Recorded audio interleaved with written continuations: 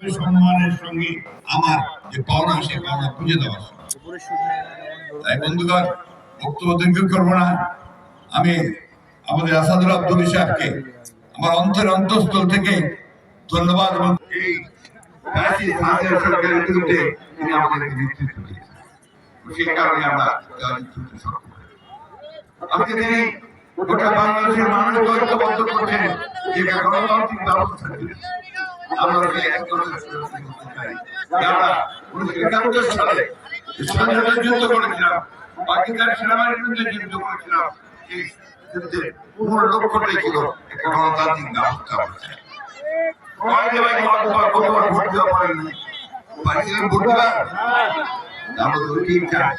আমরা আমাদের ভোট দিয়ে আমাদের জন্য প্রতিনিধি নির্বাচিত করতে চাই, যারা আমাদের কথা পার্লামেন্টে বলবে, সংসদে বলবে, সব জায়গায় বলবে, তাই না? সেই ভোটটা আমরা চাই।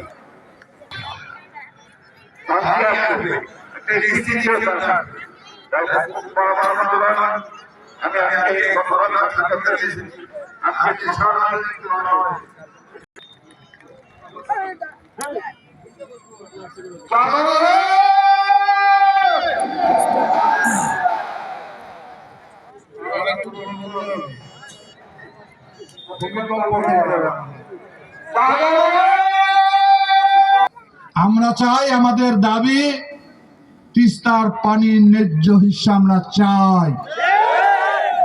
আর একটা দাবি রয়েছে আমাদের, একটি পরিকল্পনা করা হয়েছে তিস্তা নদীকে ঘিরে।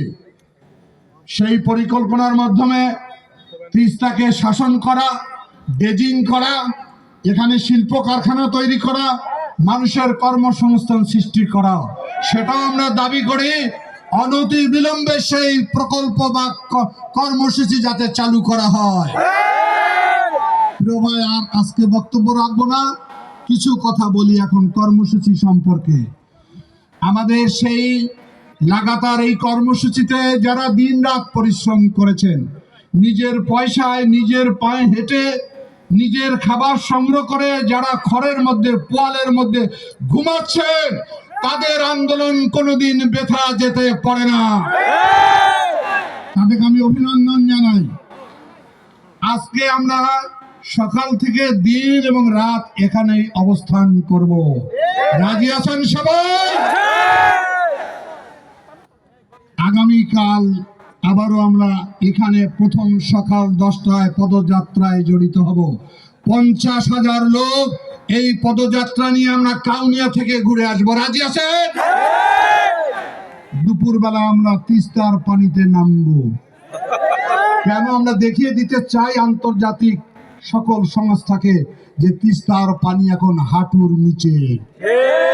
যে তিস্তা ছিল বহমান, যে তিস্তা ছিল পানির কলতানে মুখরিত, সে তিস্তা এখন ধুধু বালুচর। এইখানে আজকে সন্ধ্যার পর জারি গান, পালা গান, নাটকের আয়োজন করা হয়েছে তিস্তার জীবন কাহিনী নিয়ে। সেটা আপনারা সবাই থাকবেন, উপভোগ করবেন।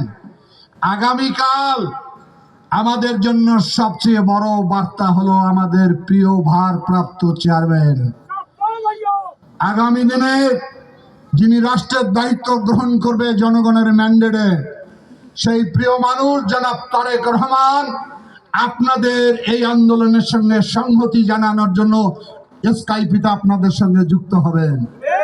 সুতরাং আমরা মনে করি সেই আগামীকালের সকল অনুষ্ঠানে সকল মানুষের উপস্থিতি দিয়ে আমরা আগামী দিনও জোরে আওয়াজ তুলতে চাই, জাগো বাহির!